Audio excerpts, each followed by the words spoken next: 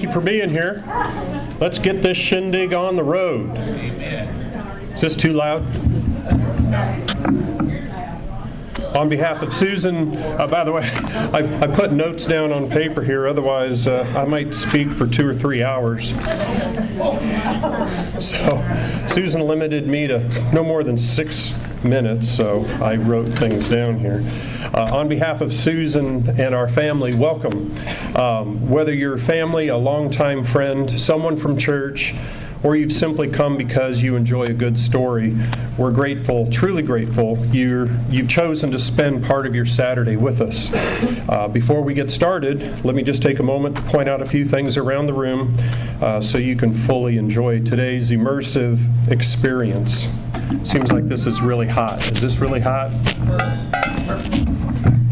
I don't have my sound people here today, so Susan has always believed that stories are meant to be experienced, not simply read. As you look around, you'll discover displays designed to immerse you in the world of her books. You'll find historical artifacts, including her sword and battlement display, original character illustrations, and even pages from the personal journal of one of her main characters from the Stone of Ebenezer. If you have a chance and have maybe a magnifying glass with you, come over and read the journal entries from one of her main characters. It's a lot of fun. When you're ready to purchase books, we have 2 options for you today. One, where after making your selections, you'll be directed to the signing table where Susan is sitting over there. She'll be delighted to personalize your copies and take a photo with you if desired. If you're a vampire, maybe that doesn't work out so well for you. For those who simply can't wait to begin reading, we've also prepared a table. That's that far table over there where Augie is standing, with pre-signed copies available for purchase through our kiosk and available throughout the event. We encourage you to take your time, explore the displays, ask questions, and enjoy the journey behind the stories that have been 25 years in the making. Think about that for a minute. What were you doing 25 years ago? I know exactly what Susan was doing 25 years ago. So today isn't just about another release or a release of another book. It's really the celebration of a journey. When most people walk up to these tables, they see 4 books. I see 25 years. 25 years ago, Susan began a journey that neither of us would have wanted or could have imagined. It wasn't simply the beginning of writing books. It was the beginning of learning what God can do when we place our deepest questions, our greatest hurts, and our biggest dreams into His hands. Susan's first book wasn't born from an idea. It was actually born from tragedy. On September 11, 2001, nearly 25 years ago, Stan Hall's life was abruptly taken while aboard American Airlines Flight 77 that struck the Pentagon. Stan Hall was her father. Like so many families, our lives changed forever, but Susan chose to confront the questions so many people wrestle with. How can a loving God allow such evil? Where is God when our hearts are broken? And how do faith and suffering exist together? See, I'm moving pretty fast here, aren't I? Only 2 pages left. Silent Resolve and the God Who Let Me Down is the deeply personal story of her journey through grief and ultimately how she was able to reconcile that devastating loss with her faith in Christ. That book became the foundation upon which every book that followed was built. Something remarkable happened after that first book. God didn't just simply heal Susan's heart. He revealed a gift that had been quietly growing for years. After writing Silent Resolve and the God Who Let Me Down, Susan turned her attention to biblical fiction. She began what has become a sweeping series that invites readers to experience Scripture through the lives of believable characters living alongside the events of the Bible. In other words, she's filling in all of those holes as you read the Scripture and you're like, I wonder what happened right there, and all of a sudden it jumps further down. The journey begins with the Stone of Ebenezer, where readers are drawn into the turbulent days of Israel's judges and the prophet Samuel. It continues with the Anointed One, following the rise of David as God shapes an unlikely shepherd into Israel's future king. Together, these novels bring biblical history to life while remaining firmly rooted in the truth of God's Word. Today, we celebrate the newest and latest edition, By the Waters of En-Gedi.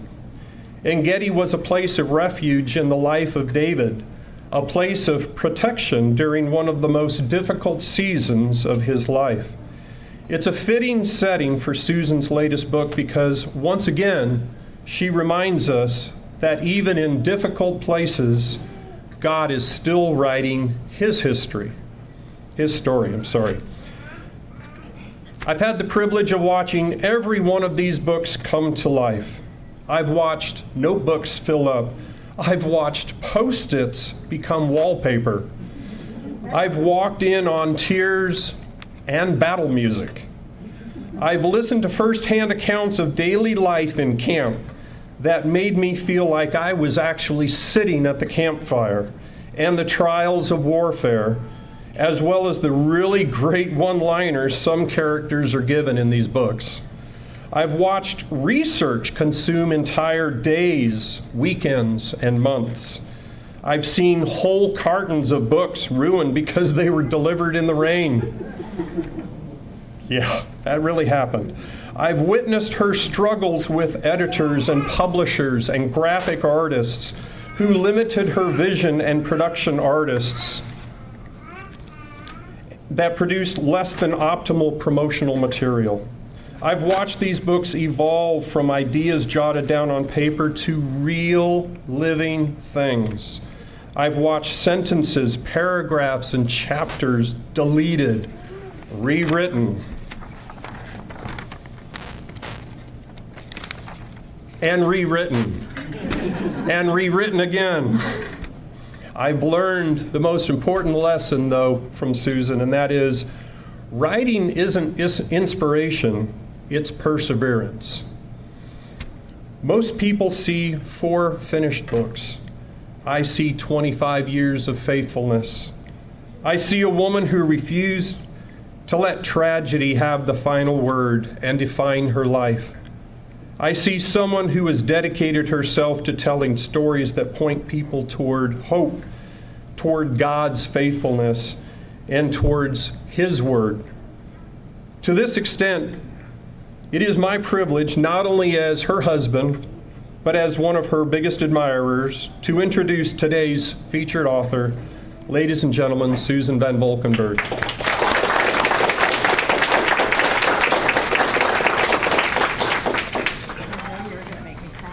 I haven't started yet and I'm already in tears. Before we start, I would like us to take a moment and pray.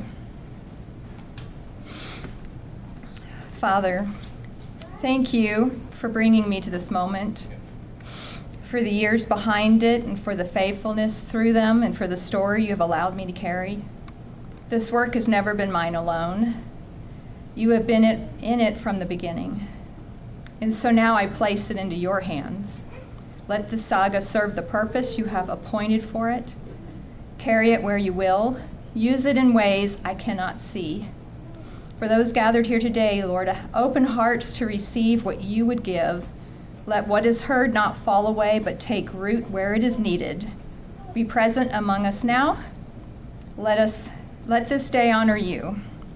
I release this work to you, Lord. Amen.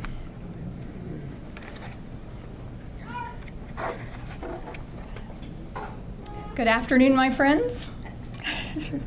I cannot begin with first saying thank you. Thank you for being here, and thank you for walking with me through the long road that has brought us to this moment.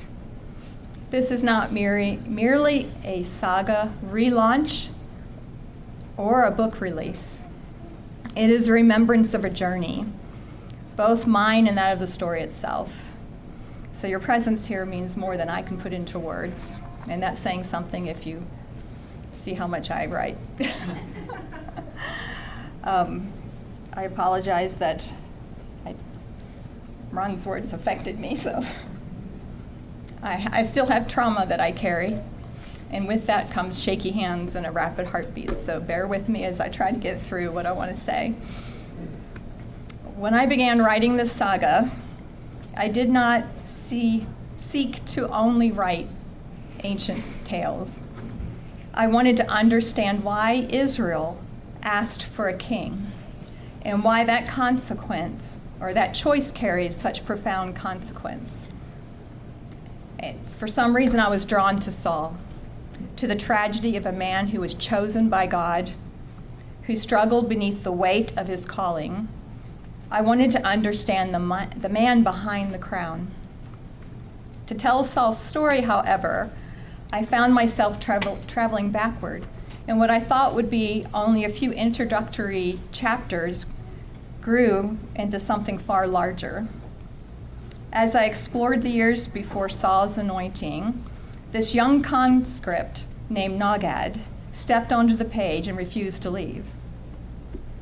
I couldn't contain him as just a few chapters. Perhaps it's not surprising because the Stone of Ebenezer was born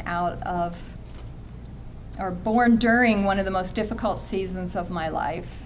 In the shadow of September 11th, in the wake of losing my father at the hands of hate, I was searching and longing for meaning amid grief, confusion, and silence. And in that moment of sorrow, I turned to story. Through Nogad's eyes, I witnessed the fears, the wounds, the hopes, and the spiritual struggles that prepared the way for Israel's first king. In many ways, he carried what I could not bear alone.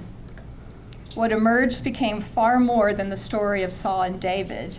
It became a story about ordinary people living in extraordinary times, people searching for God in the midst of uncertainty, lament, and failure. At its heart, the Trilogy of Kings Saga is about human frailty meeting divine purpose. It is about the God who remains at work even when his voice seems silent, and whose faithfulness endures long after earthly crowns have cracked and fallen. I have spent a quarter of a century carrying something that began with a phone call in a plane. So, yes, this is more than a celebration of the release of a single book. This is a celebration of the culmination of a 25-year-long journey, one that encompasses 4 books forged in the aftermath of terror. But even more, it is the discovery of faith and hope that rises out of the ashes of despair. All that I am, all my sorrows, all my experiences are bound in these books. So the Stone of Ebenezer was never just set up. It is the argument. Israel already had a king. And everything that follows shows the cost of rejecting him. Nogad. His name means messenger in Hebrew. And that message he bore was first for me, and now I'll share it with you.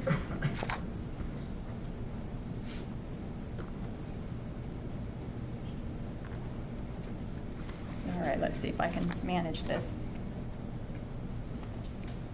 This is from the Stone of Ebenezer. Those hills are difficult. It will be a challenge for so many to travel the mountain path. I am glad we are on this side of the stream. I do not envy their journey. I will not feel at ease till we get to Ebenezer. I fear our delay will have dire consequences. Oric nodded slowly. It is the journey, Nogad, that is important. For with each step we are a little closer to finding ourselves. When we arrive, it is over and self-discovery is at an end. Yes, it is the journey that is important. Which path you are given is up to God. Within the gathering shadows, the company made their camp beneath the rise of Mount Abel, whose name means bald stone. Looking up at the barren summit, Nogad was drawn to its height, the mountain of promise, Abraham's mountain. Though weariness pulled at his limbs, he began to climb. What drew him there he did not know. Was it a sense of something great? An awareness of a higher presence? If the earth is the work of the Lord, then surely the mountains are the pillars of the sky upon which the heavens rest. With their faces lifted toward the world's outer stage, the mountains are the bridge between heaven and earth. Upon the mount is the place of spiritual truth, a place of revelation. And he must go to the summit, to reach up and see, to know. So he climbed to the place of the one true God. Each step he took with great care, each foothold with deliberate intent. It is the journey that is important, Oric had said, the journey up the mountain toward understanding. And I must go and see for myself what Abraham saw, what he knew to be true.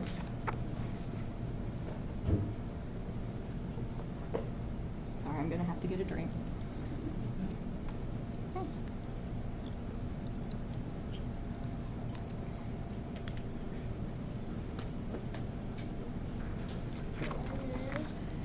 Paths often lead to uncertain destinations. Push this a little closer to you. Okay, I'm probably backing away from it. You'd think I'd be used to a mic by now. All right, I'm going to start that over again so it leads in nicer to what I'm going to say next. Paths often lead to uncertain destinations. We are here because we are supposed to be here. My father used to say that whenever we took a wrong turn, whenever we were delayed in traffic or found ourselves rerouted by some unexpected detour, if the road bent the wrong way or the elevator stopped on the wrong floor, he would smile and say it as though it was the simplest of things. At the time, it felt almost casual, a steady way of trusting that even inconvenience had purpose. I did not know how deeply those words would root themselves in me. Years later, after loss carved its mark across our family, I found myself walking a path I never would have chosen. Grief has a way of redirecting you. It takes you down roads you would not willingly travel. And yet here I am, writing stories of war and kings.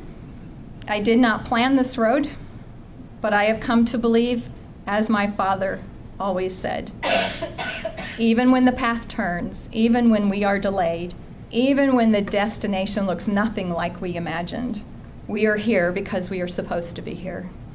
And because of the steps he took, the life he lived and the faith he carried, I am here now, releasing these words into the world, not by accident, not by chance, but by a path I could not see when it first began. Those words shaped the way I came to see my own story, but they also shaped the very heart of the saga itself. Yet every journey eventually reaches a place where a choice must be made. In the Anointed One, get my page here. In the Anointed One, Saul asks a question. He says, "Do you believe that our future is ruled by fate? That we have no choice? Was it the fate of the hare to become the meal of the buzzard?" And his wife Ahinoam answered, "I believe that our journey is what we make of it." Did our fathers before us have a choice? Did Abraham and Moses have a choice? Or were their lives preordained by Yahweh? Ahinoam moved closer to Saul and placed her arm around his waist. God lays out the path for us, but we must choose to take the next step. Why do you question so? Tell me what has happened. How can one man change the world? Who has that kind of power? Do you not see that we are all connected? Saul, all we do affects those around us, who then in turn affect more people. In this way, yes, a single man can change the course of many. Ahinoam looked up into the face of Saul. She stroked his brow in a vain attempt to brush away the furrows of anxious thought upon his countenance. "Saul, why do you speak so? Do not keep me at arm's length. I do not know what the path holds for me. I have been shown a course I must take, and it is a road of which I want no part. Often when I walk among the hills, I must journey down a precipice. Where the path leads, I cannot see. In faith, I must take that first step, blindly anticipating the next. I cannot see where the next foothold is until I step to the one I do see. Then is revealed the next step I must take. If this is God who directs your path, there is naught to do but follow his lead. Have faith, my husband, that he will show you your next step in due time.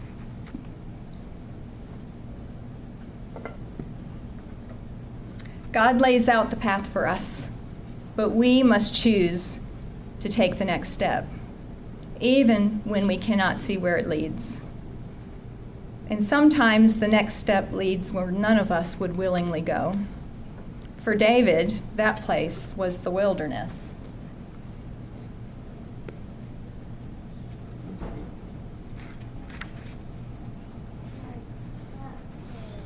Tired they were, tired of the heat, tired of thirst and hunger. Weary to the bone, they sat down among some boulders to rest, isolated in a forgotten land, yet completely exposed between the vast sky and the empty waste. The desert was a place to pass through. No one wanted to dwell in the desert. Primal and honest, the desert comes to you without guile or malice. It just is. Yahweh gave the promised land to the Israelites, but he kept the desert for himself. The land remains as it had been for thousands of years, a forsaken place where time stands still. There was silence in the desert, quiet that did not speak. So thoughts turned inward and unraveled. It was when thoughts were dismembered that one could understand who they truly were. The desert stripped away all until nothing was left but want and need. Self-reliance evaporated until all that remained was a foundation of trust, of dependence on something greater than oneself. "'Tis a dry and thirsty land," mused David, "where there is no water. And yet, see how the flocks and herds graze and are sustained even in the midst of the waste? The desert is a place of purity, a place of new beginnings, quiet and still, where the voice of Yahweh can be heard and the soul nourished. Here it was within the barren land that the children of Israel thirsted, and God gave them living water."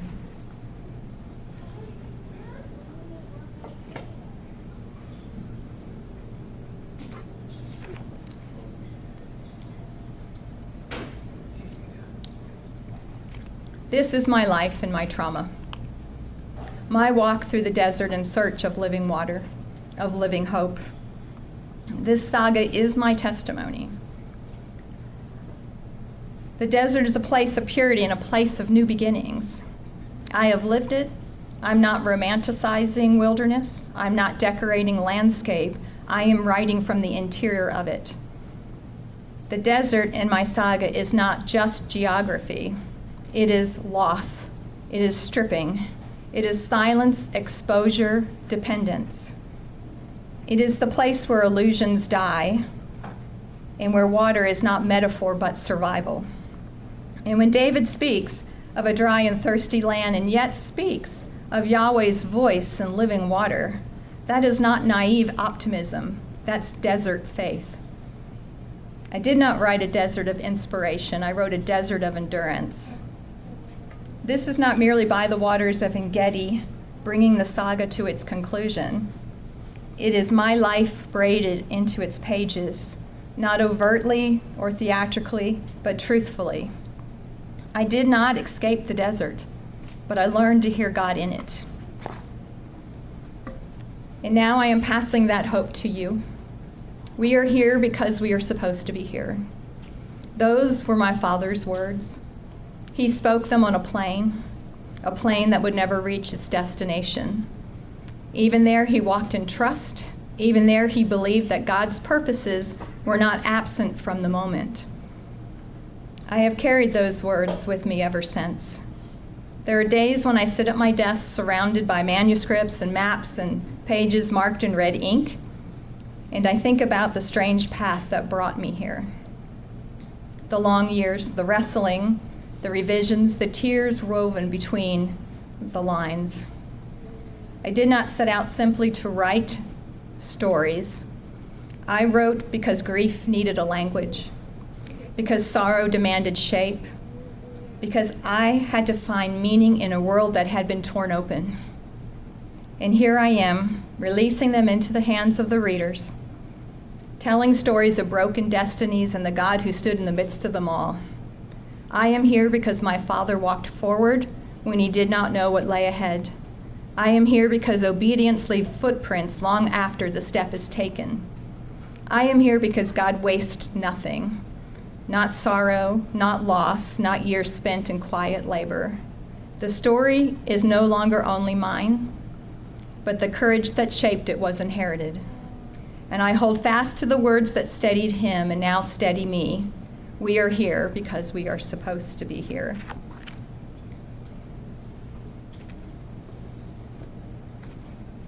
Habakkuk 2:1 says, I will stand my watch and set myself on the rampart and watch and see what he will say to me and what I will answer when I am corrected. I do not understand why events unfolded as they did. I do not know why I have been chosen to walk this path. I hurt and relief comes slowly, yet still I stand. Even so, I will serve the Lord in faith and in truth, trusting in his divine judgment. As David did, so too will I. I will let the Lord work out the details in his time. I will simply walk the path in the light that has been given me. I wrote this saga not in spite of that day, but because of the path it set me on. Because sorrow did not end the story, because obedience continues beyond what we understand. My father stepped onto a plane, I step into print. Different battlefields, same silent resolve. And though the words are no longer mine alone, the courage that shaped them will always be. You, my friends, are here because you are supposed to be here. Thank you.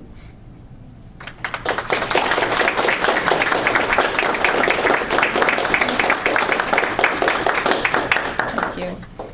Before we, miscommunication there. Before we move on, I want to take this opportunity to make some acknowledgments. Dr. Barbara McClanahan, will you come forward, please?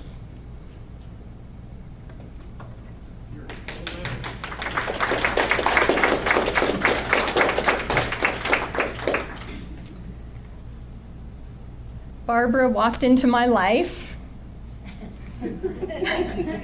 read my silent resolve, and asked if she could be my editor for the final book of my saga. I'm kind of brazen like that. And it just so happened that I was in need of a new editor, and she just came and said she wanted to do it. So to thank you, Barbara, for all your work, for reading. She couldn't just pick up the last book and edit it. She had to then go back and read all that I'd written before so that she could know the story. Mm-hmm. And she took her time and effort and went over my manuscript with me and gave me suggestions, and I think we did a pretty good job pulling it together. And so I just want to thank her by giving her this complete set of hardbacks with the new dated covers and everything. And if you'd like to say a few words. I would. Thank you for that.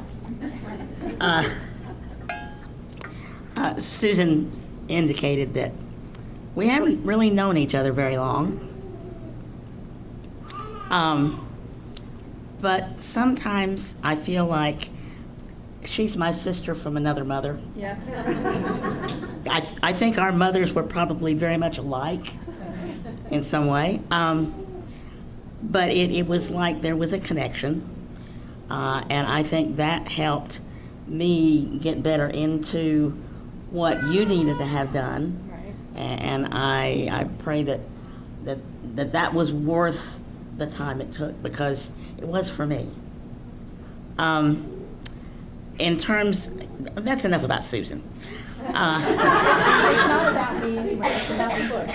And that's what I mean. These books are beyond amazing. I did read Silent Resolve first, and I thought, wow, this is a message that needs to be heard. And then when I found out you were doing more, and I got involved in it. I did start with the Stone of Ebenezer. By the way, you didn't mention what the Stone of Ebenezer means, which is the stone of help. And that to me was a metaphor for that entire passage you went through. I love the fact that the series, the trilogy, begins with a ordinary guy, a Hebrew who was just nobody from nowhere, but who suffered a tragic loss that colored the rest of his life. And in the end, I won't, No spoilers. there's no spoilers, but he comes to understand, just as we have to walk through those times, what God's purpose is in them. And then the story, as she indicated, picks up with the story of Saul. Nagad was a soldier in Saul's army ultimately. And we see how Saul fell apart because of human greed and human need to be the most important thing in the world. But the interesting thing to me is the second book. It's called The Anointed One. But in the book we find out there are two anointings. Which one should we be following? Well, ultimately, the story turns more toward David. What was the difference between Saul and David? The difference was between sin and selflessness, ultimately. No, David wasn't perfect, but he was willing to be used, whereas Saul wasn't. A couple of other things, if you don't mind, that I mentioned. The characters are fantastic. You, as Ron said earlier, you literally get in there and live with them because the description is so rich and so full. But as I read these three books, what stood out to me was the land. Susan does a brilliant job of describing the land where this all took place. And as you see it, and through their eyes, through the eyes of the characters, you begin to understand that this is God's promised land. It's a metaphor for himself. And that really brought home to me the importance of deep study. One of the things I learned then, after I'd finished the books, now I go back and I read those passages in 1st and 2nd Samuel and Kings and all, and I see things that I never saw before. I read a little piece on Facebook, which you should never do, this morning, written by the homeschool historian. And she was talking about the fact that historians, people write historical fiction, and then people believe the historical fiction is the history, okay? And that's a real problem, that's a real issue if you want to get things right. But when it's done correctly, in the way that I believe Susan did it, it simply makes the history, and in this case the Bible, literally come to life. So, if you haven't bought a book yet, you need to. Thank you.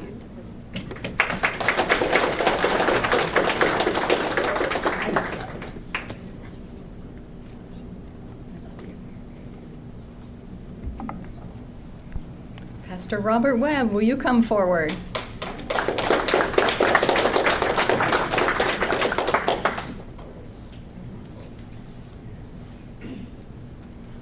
Now, every author is insecure in their nature.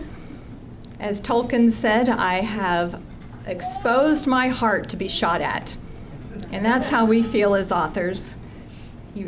I've always felt like I stripped naked in front of you and then asked you to critique me. I didn't ask Pastor. I did not do that for Pastor. I just want to let you know. But I did approach him and put him in an awkward position. I wanted him to be a beta reader. What a beta reader is somebody who reads a book before it's published, and to give me his thoughts and to write an endorsement. And he was kind enough to take the time, again, having to read all 3 in order to do the 3rd book, and he did it, and I appreciate it. And so I'm glad to do it. I'm giving you 3 hardbacks. You're very sweet and generous. Thank you. If you'd like to say anything. I would love to say something.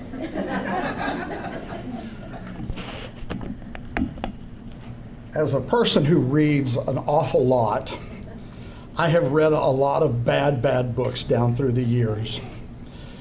I am not by nature a fiction reader. About less than 5% of everything I read is fiction. And so when Susan asked me to do this, I did this because she's my friend and I would do anything for my friends. And she said, I want your opinion. Does this do damage to the scripture, and does the story make sense? Good enough.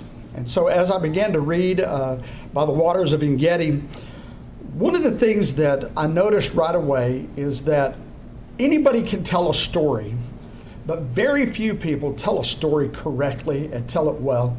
And a story has to have a lot of things in order for it to be well told. First of all, it needs to start with excitement. You watch television, you watch movies, you understand that if there's not an explosion or a gunfight in the first 2 minutes, it's a boring movie.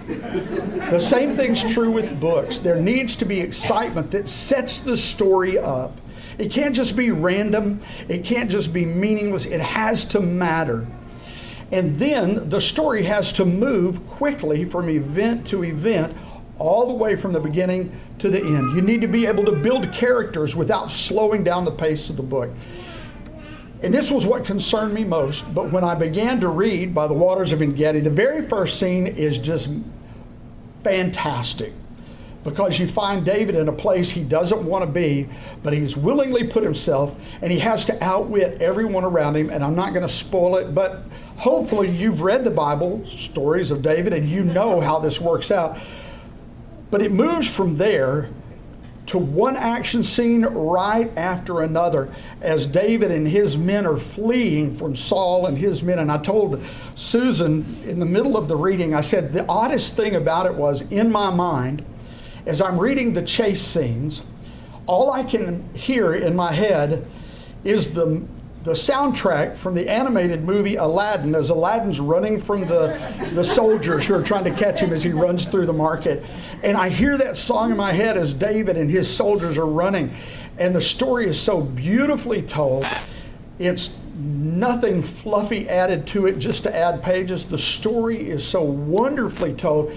It's told in an exciting way, and the story moves from the page that starts the story to the very, very end. And so even if you're not a fiction reader, you need to read this, because as a guy who's not much of a fiction reader, I loved this book, and you will too. Thank you, Susan. Appreciate you. You bet. You are so kind.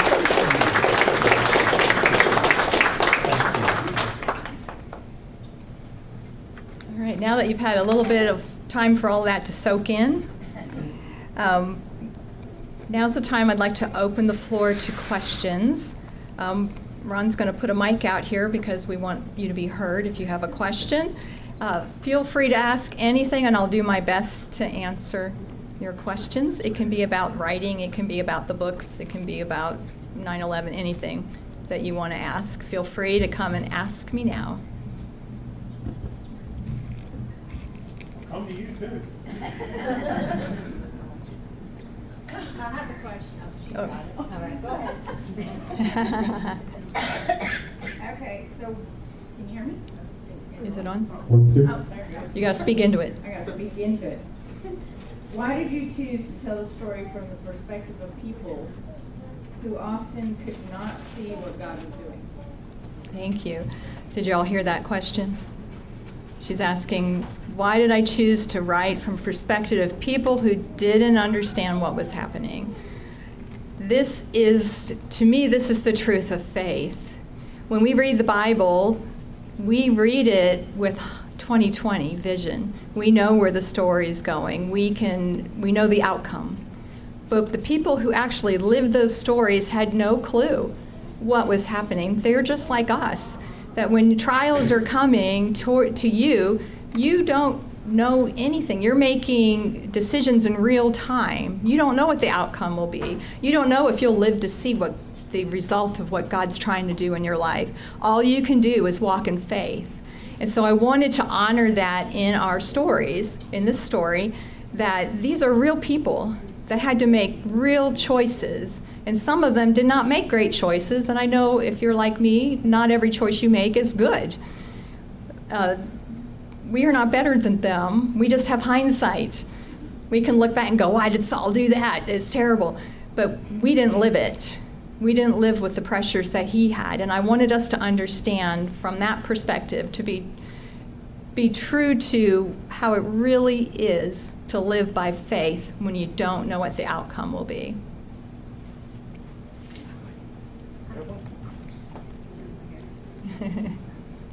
What was one of the most difficult scenes you wrote? She asked me what was one of the most difficult scenes for me to write. On the surface, I would say Saul's downfall, but truthfully, the hardest scene to write was David and Goliath, because everybody knows that story. Everybody knows that story on the surface, but when you dig into the meaning of the story, for me, it was a lot different. But trying to write it fresh and with the depth that I wanted was a challenge.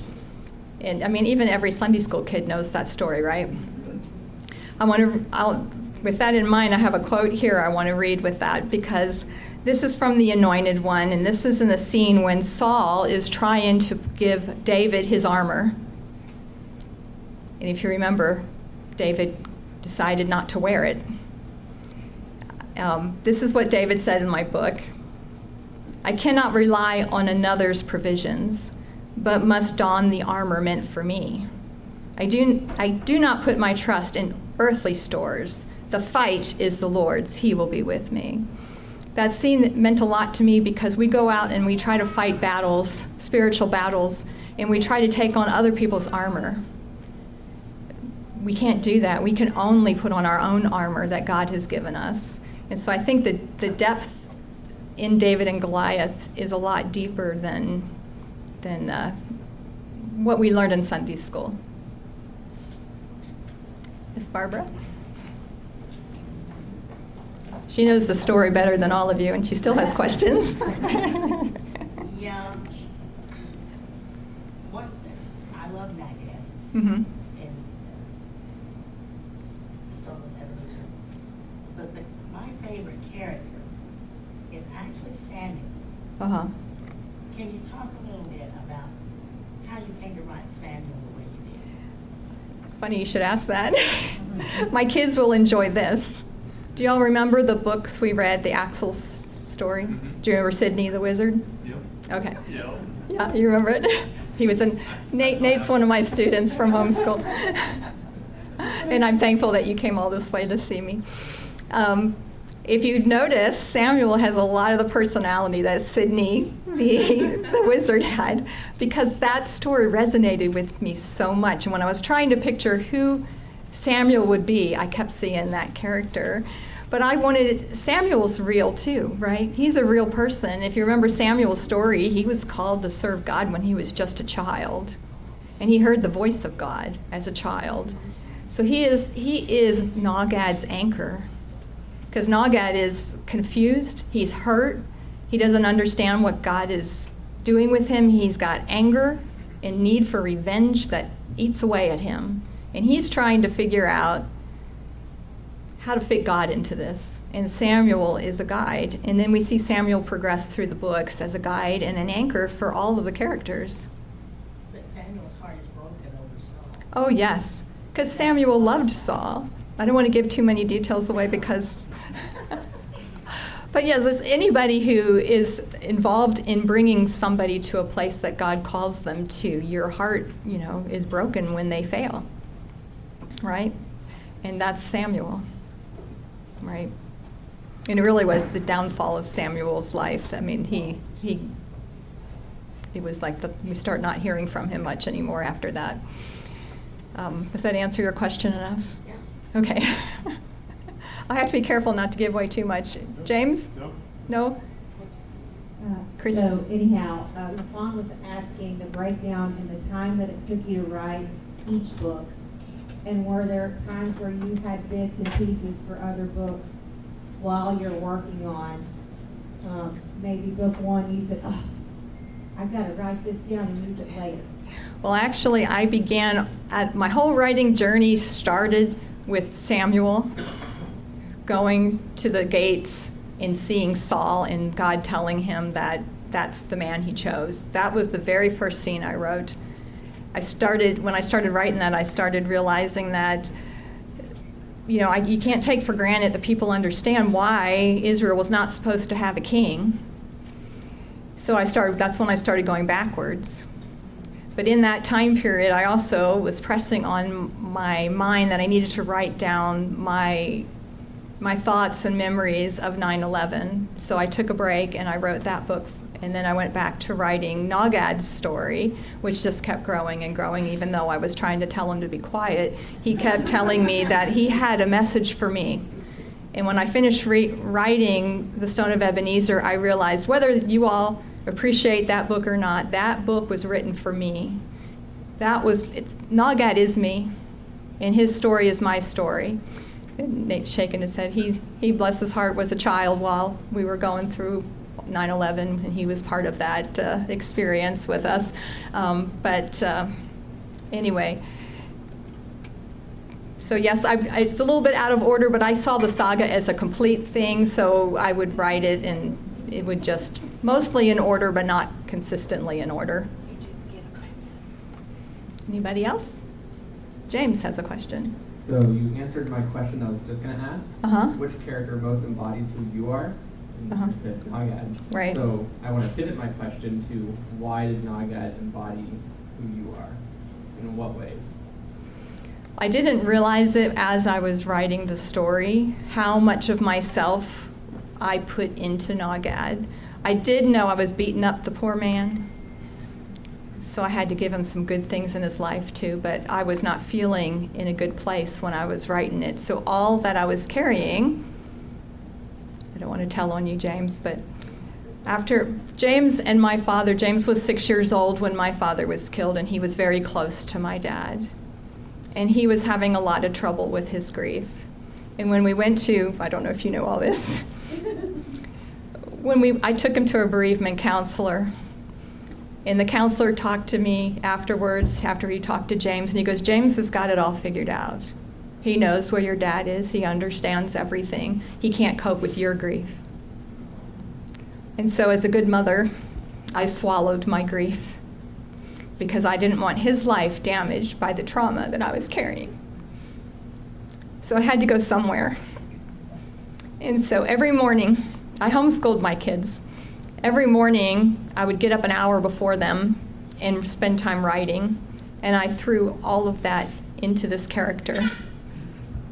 And I named him Nagad because Nagad is Hebrew for messenger, and he's the little Benjamite that runs up to Eli after the Battle of Apec and tells Eli that his sons are dead and the ark is stolen. That's all we know about him in the Bible, that he's a Benjamite and he ran from the battle. So I took him and I turned him into this character, and I gave him all that I was carrying. And so he's precious to me. He's my child. He carried everything I couldn't carry. And when I went back to revise book one, I did not realize how much I had put in there. And I actually messaged Barbara and I told her I did not realize how much of September 11th would come out again that I would have to face by rewriting that book. But we got through it, and I think it's a better read now than it was. The story hasn't changed, so if you read the first one, you do not have to reread it again, but it is just written better.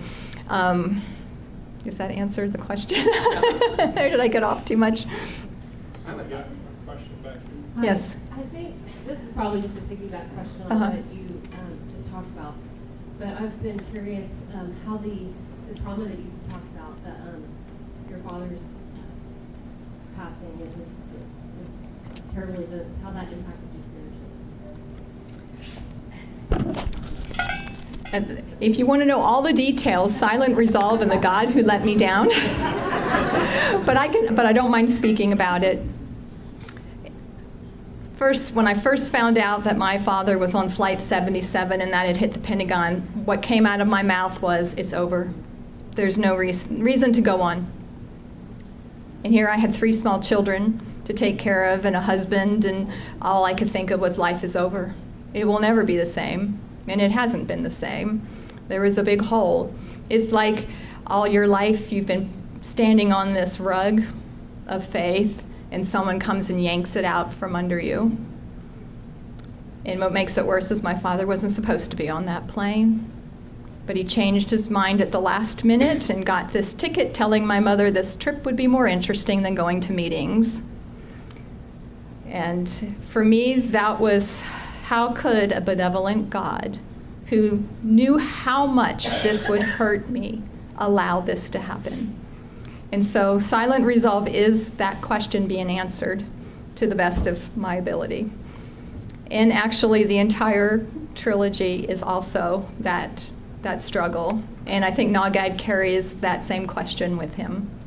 He has similar experience in his years before the story starts. But does that answer that question good enough?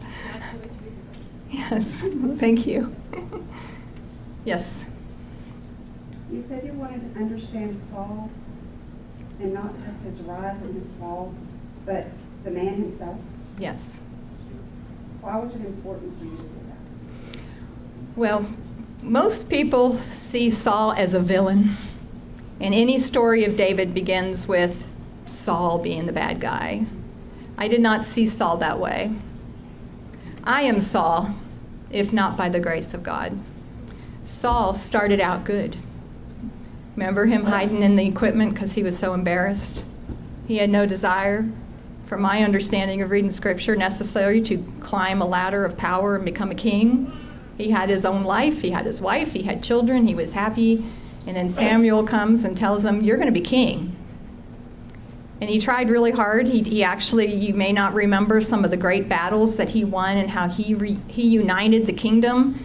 It was all splintered tribes under judges. Everybody fought for their own tribe. And what Saul did is he united the kingdom into one body. There were civil wars and prejudices that had to be overcome, and he would allow the people to see themselves as one body of people, not 12 fractured tribes. So he did a lot of good. But it is very difficult for anybody to stay true to their calling under the weight of power and image and prosperity. I mean, all of us can be tempted by these things to make bad choices. And so I did not see Saul as a villain, but a tragedy of a man called by God who attempted to live that calling and then ultimately fail. So I wanted you to be fair in your judgment of a man and not think of him as evil from the start. Yes. Okay, so we know that your father had passed away and everything, the horrible incident, but what made you click in your mind that you had to write these books to get them out, to share them with the world? All right, now I'm going to tell on Andrew. Actually, even before, my dad was an exceptional man. He did great things for our country. He was a patriot, and he worked in our defense as a nation.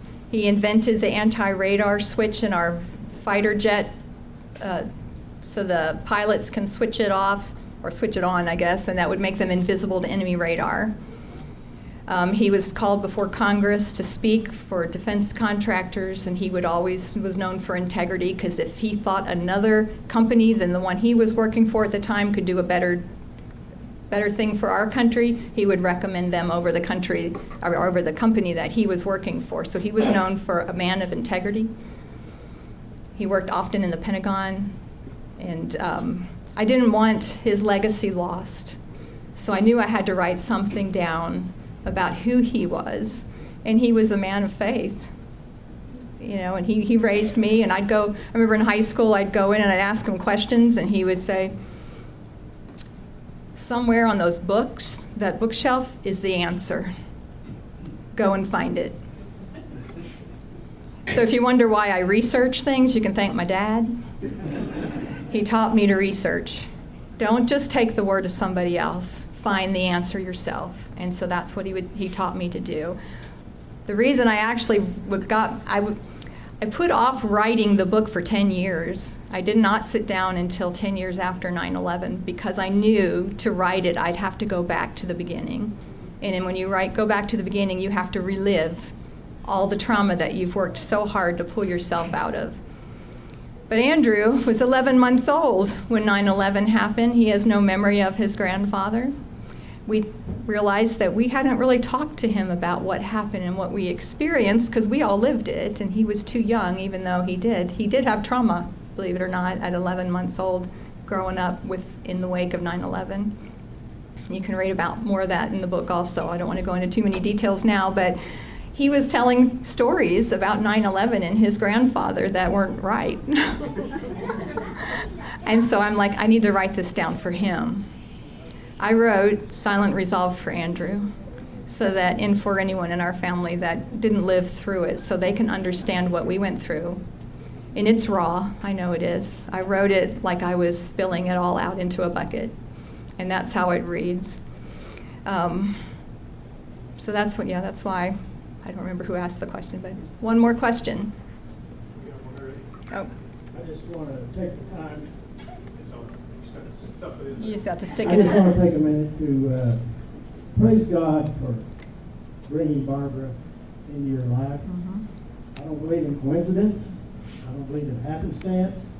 Things happen for a reason. And you had to have been struggling 25 years with this labor of love. You go through physical problems, all these things, yet she gets here, reads what you've done, and helps guide you to the culmination. I just want to know, is this the beginning of a beautiful collaboration? Or do you have plans on future writings, ideas, and things that you want to say? A lot of that will depend on you guys. When Barbara finished reading the By the Waters of Engedi, she said to me, "You're not done." And I said, "Well, we'll see." Yeah, I really feel like it depends on how it's received, whether it's worth continuing. I already have written scenes for David's reign, but there's so many people have written about David that in my insecurity, I say, yes, I would not write it. I don't romanticize or glamorize. I tell you what it is and how it is. And I do research, as you know. Those in my Sunday school class know I do research, but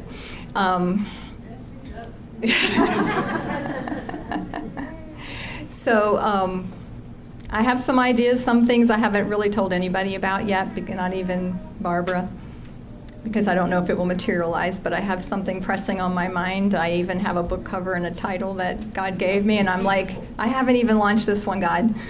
I need to recover, but we'll see. We'll see. I can't imagine I won't write something, but yeah, we'll just have to see. If you all want to love me, write reviews on Amazon. You know, you have to have 100 reviews before Amazon will push your book to readers. Yes, and I have a lot of people who've read my books, but many of them don't take the time to write a review. Even if you just do a star and not a written review, But I have one review that actually I really appreciate. She didn't know how to write a review, so she wrote, "Wow!" exclamation point. Beautiful, that's fine. Yes, I have to tell this. James said to me one time, "This isn't your mama's biblical fiction." Well, it's my mama's biblical fiction, but not yours. And that's because we were talking about the way I write. This is not fluffy, feel-good writing. This is truthful, violent warfare writing, and I write it like it is. So I think my time is up. My time is up. So thank you for being here, and I'll be over there.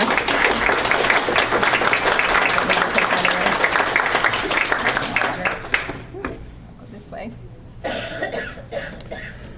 So, as I was listening to Susan speak, 3 things came across my mind. First off, if you're going to buy any of the saga books and expect fluffy unicorns and rainbows, probably that's the wrong book for you. You need to go over to Barnes & Noble or something, because she does talk about warfare, and warfare is just not pretty. The second thing that you'll notice in reading through her book is that she does research. And when I say she does research, I'll give you a good example. She came in one day and she's like, "You know what? I know what kind of flower, wildflower, grew in this field where they were having a battle on this particular day." She did research all the way back in time to know that particular wildflower that was growing. That's some depth right there. The other thing I'll tell you is that her father was he was referred to as the father of electronic warfare. He was an inventor and quite important to the United States in protecting our boys who were flying around in the jets and the guys that were on the ground doing things. So the loss is not only tremendous to us, but to citizens of the United States. So, with that all being said, you guys have been sitting there a long time. There is a lot of food back there that we need eaten, so we don't have to put it in baggies, right? And do something with it. So please feel free to help yourself to as much food as you want. Ladies, if you brought a purse, maybe. Yeah. And then also, the sword that's sitting up here is a real sword. And believe it or not, Susan used that to help figure out how some of her battle scenes came out. So come up, look at the sword, look at the armor. There's actually a real spearhead up here. And then again, take time over here, as you're waiting in line, waiting to get your book signed. But that's all I have to say, folks. Books are over here. Go browse and see what works for you. And thank you for coming.